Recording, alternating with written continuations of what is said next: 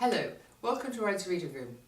One of the great pleasures I have is receiving all these wonderful children's books for me to review. I seem to recently have had the most amazing set of books. They really are fantastic, and I've chosen two wonderful books for you for this month for our younger readers.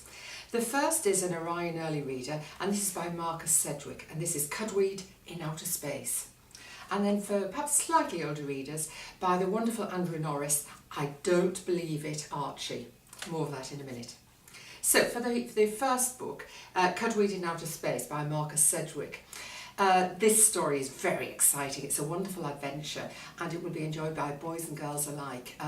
Newly confident readers, or great fun for reading together, of course. I'm going to read just a little bit for you. It's quite near the beginning of this story. Cudweed read about the amazing and incredible adventures of Rocket Boy.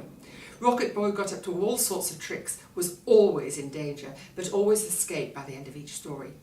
Cudweed thought Rocket Boy was cool. Soon he started thinking that he was Rocket Boy himself. The thing that Cudweed liked best about Rocket Boy was Rocket Boy's spaceship. Well, somehow or other, Cudweed managed to get the money together to send off for his spaceship kit. Well, there are all sorts of problems and all sorts of things go wrong. It's very funny, but very exciting. The book is absolutely brilliantly produced. It is got fantastic illustrations in full colour throughout. Most enjoyable for reading, as I say, for children on their own or for reading together. The second book, by Andrew Norris, I Don't Believe It, Archie, which has a subtitle, What Can Possibly Go Wrong Today? Well, if you've met Archie before, you'll realise all sorts of things could go wrong. Archie's actually quite used to things going wrong because things just seem to happen to him all the time. He's not looking for trouble, he's just one of those people that things happen to. This book is hilarious, very, very funny. It's laid out so that each chapter is something that's happening each day of the week. So obviously it can be read through as one long story, or you can enjoy it in different sections. You could even read it on the correct day of the week if you wanted to.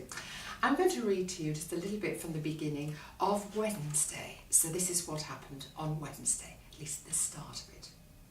On Wednesday, Archie went down to the library to change some books.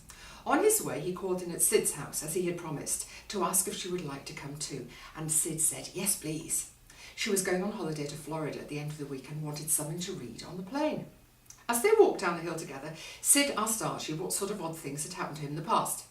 Archie told her the story of the time a small alligator had fallen out of the sky and landed in the hood of his coat, and about the time he had been digging in a friend's garden and found a cluster of World War II bombs. And when they got to the library, he was in the middle of telling her about the time he had been trapped in a lift with a woman giving birth to twins. They were telling me what to do on the emergency phone, he said, but then I found... He paused. My hand's stuck. That must have been embarrassing, said Sid. What did you do? No, I mean now, said Archie. My hand's stuck now. So Archie is in the middle of one problem, another problem comes along. This book is brilliantly written. I think it is absolutely fantastic. I do hope you enjoy it as much as I did, and I hope you will enjoy the activities, the fun activities that I've written to accompany both of these books.